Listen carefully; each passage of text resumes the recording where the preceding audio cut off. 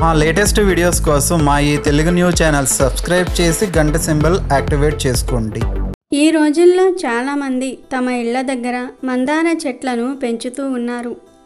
రెక్క మందారం కావచ్చు లేదా ముద్ద మందారం కావచ్చు, అన్ని రకాల మందార చెట్లను పెంచుతూ ఉన్నారు. రంగురంగుల మందార పూల చెట్లు అందుబాటులో ఉన్నాయి. అవి చూడడానికి కూడా అందంగా కనిపిస్తాయి అని అందరూ ఇంటి దగ్గర మందార చెట్లను పెంచేస్తూ ఉన్నారు. కానీ ఏ రంగులో ఉండే మందార చెట్లను ఇంటి దగ్గర పెంచవచ్చు? అసలు మందార చెట్లను ఇంటి దగ్గర పెంచవచ్చా? పెంచితే ఏం జరుగుతుంది అనే విషయం చాలామందికి తెలియదు. మరి ఇంతకీ ఏ రంగులో ఉండే మందార చెట్లను ఇంటి దగ్గర పెంచవచ్చు? మందార చెట్లను ఇంటి దగ్గర పెంచితే ఏం జరుగుతుంది అనే విషయాన్ని ఇప్పుడు మనం ఈ వీడియోలో వివరంగా తెలుసుకుందాం. ఫ్రెండ్స్, ఫస్ట్ అయితే ఈ వీడియోకి ఒక లైక్ కొట్టి మా ఛానల్ని సబ్స్క్రైబ్ చేసుకొని మాకు సపోర్ట్ చేయండి. అలాగే ఈ వీడియోని ఎక్కడా స్కిప్ చేయకుండా పూర్తిగా చూడండి. అప్పుడే మేము చెప్పేది మీకు అర్థమవుతుంది. మందార చెట్టుకు ప్రతి కాలంలోనూ పూలు పూస్తూ ఉంటాయి. మందార చెట్టును అందరూ ఇంటికి ముందు లేదా పెరట్లో పెంచుకుంటూ ఉంటారు. ఆ మందార చెట్టును ఎన్ని పువ్వులు పూస్తే అంత సంపద కలుగుతుందని నమ్ముతూ ఉంటారు. అంటే మన పెరట్లో ఉండే మందార చెట్టుకు ఎంత ఎక్కువగా పువ్వులు పూస్తే అంత సంపద వస్తుందని నమ్ముతూ ఉంటారు మన పెద్దవాళ్ళు. మందార పువ్వులు దేవతలను పూజించే పువ్వులని పురాణాలు చెప్తూ ఉన్నాయి. దేవతా వృక్షాలలో మందార చెట్టుకు ప్రత్యేక స్థానం ఉంది. భాగవతంలో పోతన కవి ఇలా ప్రశ్నిస్తాడు: మందార మకరందానికి మాధుర్యానికి అలవాటు పడిన ఆ తుమ్మెదలు మరో చెట్టును ఆశిస్తాయా అని ప్రశ్నిస్తాడు పోతన మహాకవి. ఈ మాటను భక్త ప్రహ్లాదుడు తన తండ్రి హిరణ్యకశిపుడితో అంటారు. తెలుగువారందరికీ కూడా ఈ పద్యం తెలుసు. 4 కాలాలలో పువ్వులు పూసే చెట్టు ఈ మందార చెట్టు. ఈ మందార చెట్టు ఇంట్లో ఉంటే ఎప్పటికీ ధనం ఇంట్లో నిలుస్తుంది అని మన పెద్దలు అంటూ ఉంటారు. ఎర్రని మందారాన్ని ఎవరైతే పూజలో ఉపయోగిస్తారో వారి కోరికలను ఆ భగవంతుడు తప్పకుండా తీరుస్తాడు అని పురాణ వాక్కు. ఎరుపు రంగు పూల చెట్టును ఇంట్లో పెంచుకోవటం ఎంతో శుభకరం. మీరు బయటకు వెళ్ళేటప్పుడు ఆ చెట్టును చూస్తూ వెళ్ళండి, అంతా శుభమే జరుగుతుంది. చెట్టంతా కూడా నిండుగా పువ్వులు పూసి ఉన్న చెట్టును చూసి బయటకు వెళితే మనసంతా కూడా ఎంతో సంతోషంతో నిండిపోతుంది. ఇక మానసిక దోషాలు కూడా ఆ మందార చెట్టు పోగొడుతుంది. మీరు చెట్టు నిండా పూలు ఉన్న ఆ చెట్టును చూసి బయటకు వెళ్తే మీ పనులలో విజయం కలుగుతుంది. మందార చెట్టును మీ ఇంట్లో ఉంచుకోవటం వల్ల అతి తొందరలో లక్ష్మీదేవి కటాక్షం కూడా మీకు కలుగుతుంది. మందార చెట్టు ఇంటి ద్వారానికి కుడివైపు ఉంటే చాలా మంచిదని, లక్ష్మీ కటాక్షం కలుగుతుందని మన పెద్దలు చెప్తూ ఉన్నారు. ఏ స్త్రీ అయితే మందార పువ్వును తన తలలో పెట్టుకుంటుందో ఆ స్త్రీకి దీర్ఘ సుమంగళి యోగం కలుగుతుంది. కానీ ఇంటి దగ్గర ఎప్పుడైనా సరే ఎరుపు లేదా పింక్ లేదా లైట్ ఎల్లో కలర్లో ఉండే మందార చెట్లనే పెంచాలి. ఒకటి రెక్క లేదా ముద్ద మందార ఏదైనా సరే ఈ రంగులో ఉండే మందార చెట్లే పెంచుకోవాలి. ఈ రంగు మందార పూల చెట్లను ఇంట్లో పెంచుకుంటే ఆ ఇంట్లో అన్ని శుభాలే జరుగుతాయి. కొందరు వైట్ కలర్లో ఉండే మందార పూల చెట్లను ఇంటి దగ్గర పెంచుకుంటారు. కానీ వైట్ కలర్లో ఉండే మందార చెట్లను ఇంటి దగ్గర పెంచకూడదు. దాని వలన శుభ ఫలితాలు రావు, అన్నీ అశుభ ఫలితాలే కలుగుతాయి. కాబట్టి ఈ విషయాన్ని అందరూ గుర్తుంచుకోండి. అందరికీ షేర్ చేయండి కూడా. ఇంట్లో ఎవరైనా సరే ఎరుపు లేదా పింక్ లేదా ఎల్లో కలర్లో ఉండే మందార పూల చెట్లనే పెంచాలి. వైట్ కలర్ పూలు పూసే మందార చెట్లను అస్సలు పెంచకూడదు. ఇక ఇంటి దగ్గర పెంచుకునే మందార చెట్టు పూలనే దైవారాధనకు వినియోగిస్తే చాలా మంచిది.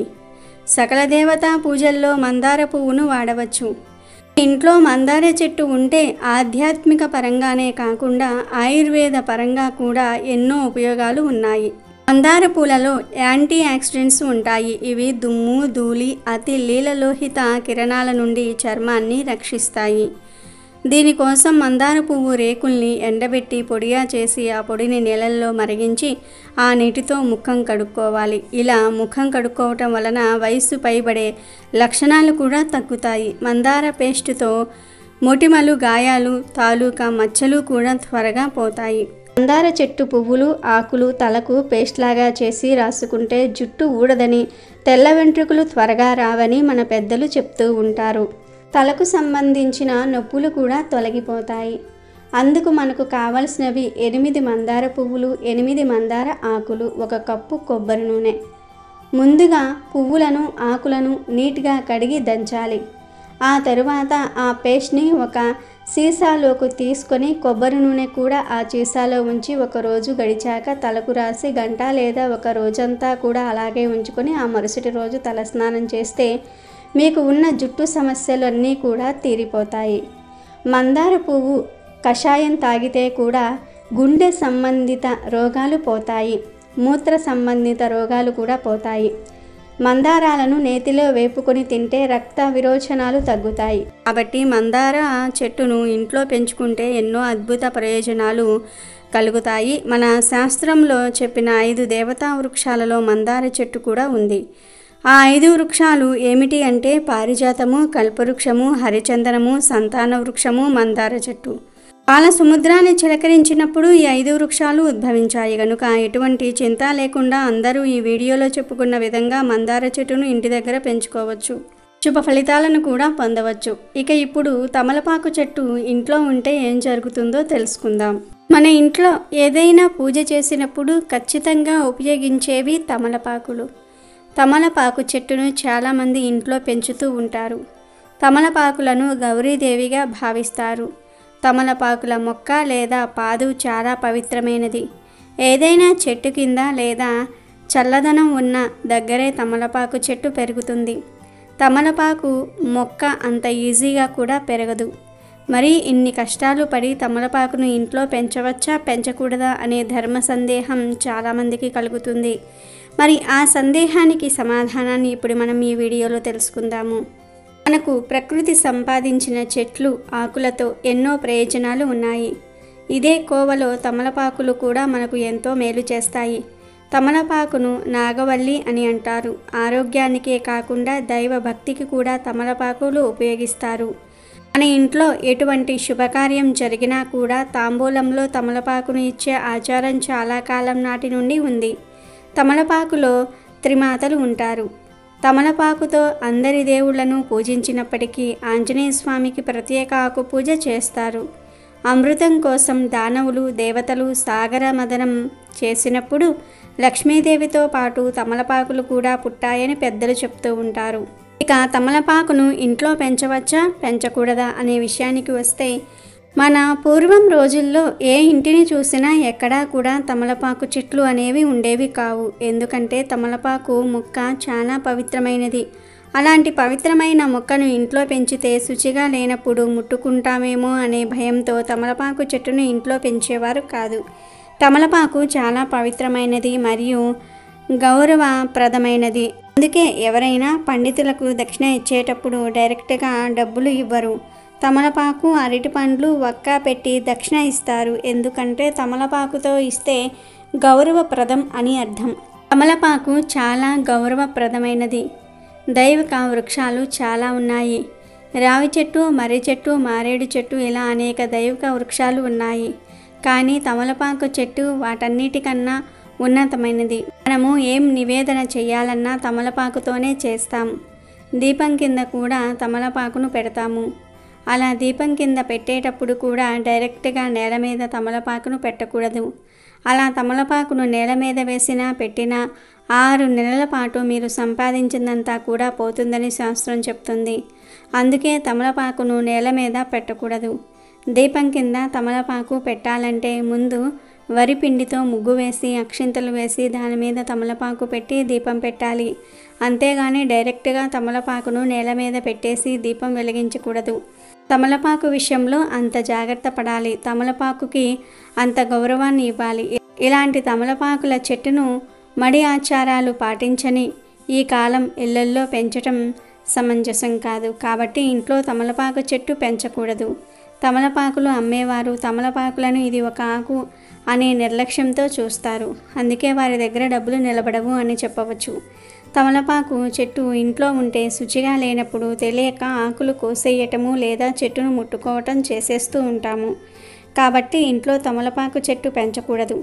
ఇది మూఢనమ్మకం కాదు, నిజం. అసలు చాలామంది ఇళ్లల్లో తమలపాకు చెట్టును ఎన్నిసార్లు నాటినా అది పెరగదు, చనిపోతుంది. అలా ఎందుకు జరుగుతుంది అనే విషయం చాలామందికి తెలియదు. తమలపాకు చెట్టుకు మనం చేసే పనులు నచ్చకపోతే చనిపోతుంది, లేదా చెట్టు ఎదగదు, ఆకులు కృషించుకుపోతూ ఉంటాయి. మన పద్ధతులు నచ్చనప్పుడు చెట్లు వాటికవే చనిపోతాయి. ఎందుకంటే మొక్కల్లో కూడా జీవం ఉంటుంది. మీరు మొక్కలతో మాట్లాడితే ఆ మొక్క మీకు ఏం కావాలో ఆ పని చేస్తుంది. అంత శక్తి మొక్కలకు ఉంది. మొక్కల్లో జీవం ఉంది. మొక్కలు మనం చేసే పనులకు రెస్పాండ్ అవుతాయి. ఇవన్నీ సైన్స్ చెప్పింది. పూర్వం ఈ సైన్స్నే వేదాల్లో, పురాణాల్లో చెప్పారు. ఆ వేదం ప్రకారం ఇంట్లో కొన్ని మొక్కలను అస్సలు పెట్టకూడదని మన పెద్దలు చెప్పారు. ఆ ప్రకారంగా ఇంట్లో తమలపాకు మొక్క పెంచకూడదు. మడి ఆచారాలు పాటించిన వారి ఇంట్లో తమలపాకు చెట్టును అస్సలు పెంచకూడదు. పెంచినా ఆ మొక్క పెరగదు. మనం శుచిగా లేనప్పుడు, ఆచారాలు పాటించనప్పుడు ఆ మొక్క చనిపోతుంది లేదా ముడుచుకుపోతుంది.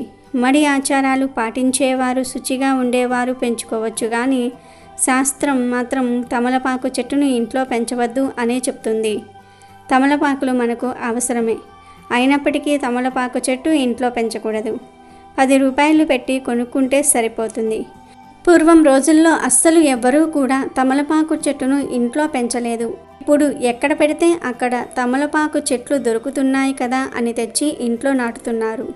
తెలియక ఇలా తమలపాకు చెట్లను ఇంట్లో పెంచితే లేనిపోని ఇబ్బందులు వచ్చే అవకాశం కూడా ఉంది. అంతేకాదు, మనుషులు తిరిగే చోట తమలపాకు చెట్లు అస్సలు పెరగవు. ఎందుకంటే మనుషుల ఫ్రీక్వెన్సీ తక్కువ, తమలపాకు చెట్టు ఫ్రీక్వెన్సీ ఎక్కువ. తమలపాకు చెట్టు దేవుని ఎనర్జీతో కనెక్ట్ అయి ఉంటుంది. తమలపాకు చెట్టు ఫ్రీక్వెన్సీ మానవుడి ఫ్రీక్వెన్సీ అస్సలు మ్యాచ్ అవ్వవు. కాబట్టి ఇళ్లల్లో తమలపాకు మొక్క పెంచకుండా ఉంటేనే మంచిది. కాబట్టి మడి ఆచారాలు పాటించని వారు ఎట్టి పరిస్థితుల్లోనూ కూడా ఇంట్లో తమలపాకు చెట్టు పెంచవద్దు. లేదు, మేము ఖచ్చితంగా మడి ఆచారాలు పాటిస్తాం అనుకునేవారు ఖచ్చితంగా తమలపాకు చెట్టును పెంచుకోవచ్చు. కానీ ఇంట్లో పెంచిన తర్వాత శుచిగా లేనప్పుడు తమలపాకు మొక్క దగ్గరకు వెళ్ళినా, అంటినా, ముట్టినా, ఆకులు కోసినా లేనిపోని దోషం కలుగుతుంది. కొత్త కష్టాలు వచ్చే ప్రమాదం ఉంది. ఈ విషయాన్ని దృష్టిలో ఉంచుకొని తమలపాకు చెట్టును ఇంట్లో పెంచాలా, పెంచకూడదా అనే విషయాన్ని మీరే నిర్ణయించుకోవాలి. సీతమ్మ తల్లిని రావణుడు అపహరించాడు. రామచంద్రుడు సీతమ్మ కోసం అన్వేషణ మొదలుపెట్టాడు. రామునికి అన్వేషణలో సాయపడుతున్న ఆంజనేయుడు అశోకవనం చేరుకున్నాడు. సీతమ్మ అక్కడే ఉందన్న విషయాన్ని గ్రహించి విషయాన్ని శ్రీరామునితో చెప్పాలని బయలుదేరాడు. అతడు వెళ్ళేటప్పుడు సీతమ్మ ఆశీర్వదించాలని ఆశిస్తుంది. అయితే ఆ వనంలో ఉన్న పుష్పాలు ఆమె చేతికి అందవు. దాంతో పువ్వులకు బదులుగా తమలపాకును కోసి ఆంజనేయుని తల మీద పెట్టి దీవిస్తుంది. అందుకే ఆంజనేయుడికి తమలపాకులు అంటే మహాప్రీతి. అది మాత్రమే కాదు, సీతమ్మ వద్ద నుంచి తిరిగి వెళ్తూ ఆకాశంలో పయనిస్తూ గట్టిగా హూంకరిస్తాడు ఆంజనేయుడు. అది విన్న వానరులకు విషయం అర్థమైపోతుంది. ఆంజనేయుడు ఖచ్చితంగా సీతమ్మ జాడ తెలుసుకునే వస్తున్నాడని అర్థం చేసుకున్న వానరులంతా 1000 కళ్ళతో ఆంజనేయుడి కోసం ఎదురు చూస్తారు. అతడు రాగానే తమలపాకుల తీగలతో సన్మానం చేస్తారు. అది చూసి హనుమంతుడు ఆనందంతో పొంగిపోతాడు. అందువల్లే ఆంజనేయుడికి తమలపాకుల మాలను వేస్తే స్వామి పరమానందం చెంది దీవెనలు కుమ్మరిస్తాడని అంటారు. ఒకసారి సీతమ్మ తల్లి అందించే తమలపాకుల చిలకల్ని సేవిస్తున్న శ్రీరాముని వద్దకు వచ్చిన ఆంజనేయుడు శ్రీరాముణ్ణి, స్వామి ఏమిటది, మీ నోరు అంత ఎర్రగా ఎందుకయ్యింది అని అడిగాడు. అప్పుడు రాముడు, తమలపాకులు తింటే నోరు ఎర్రగా అవుతుంది, అంతేకాదు ఆరోగ్యానికి కూడా చాలా మంచిదని చెప్పగానే వెంటనే ఆంజనేయుడు అక్కడి నుండి వెళ్ళిపోయి కొంతసేపటికి ఒళ్ళంతా తమలపాకులను కట్టుకుని గంతులు వేసుకుంటూ ఆనందంగా వచ్చాడు. కనుక తమలపాకుల హారం ఆంజనేయుడికి సమర్పిస్తే భార్యాభర్తల మధ్య సమస్యలు తొలగిపోతాయి, సీతారాముల్లాగా అన్యోన్యంగా ఉంటారు అని ప్రతీతి. ఆర్థిక సమస్యలు, ప్రేత పిశాచాల సమస్యలు తొలగిపోవాలంటే రోజు ఒక తమలపాకు తీసుకొని ఈ ఆకుపై శ్రీరామ అని సింధూరంతో రాసి ఆంజనేయ స్వామి దగ్గర పెట్టి పూజించి మరుసటి రోజు ఆ ఆకులు పారే నీటిలో వేయాలి. ఇలా చేయటం వలన ఇంట్లో ఉన్న సమస్యలు తొలగిపోతాయి, తమలపాకులలో విటమిన్ ఏ, విటమిన్ సిలతో పాటు కాల్షియం కూడా అధికంగానే ఉంటుంది. తమలపాకులను తినడం వల్ల నోటి దుర్వాసన తగ్గుతుంది. 1 టీ స్పూన్ తమలపాకు రసంలో మిరియాల పొడిని కలిపి తీసుకుంటే జ్వరం తగ్గుతుంది. తమలపాకులను వేడి చేసి కీళ్ళ వాపులపై ఉంచి కట్టుకోవాలి. ఇలా చేయటం వల్ల వాపులు తగ్గిపోతాయి. సాక్షాత్తు దైవాంశ సంభూతంగా భావించే చెట్టు తమలపాకు చెట్టు. అమెజాన్లో బెస్ట్ డిస్కౌంట్స్ కోసం వీడియో డిస్క్రిప్షన్లో లింకు ఉంది, చూడండి. అలాగే మా టెలిగ్రామ్ ఛానల్ సబ్స్క్రైబ్ చేసుకోండి.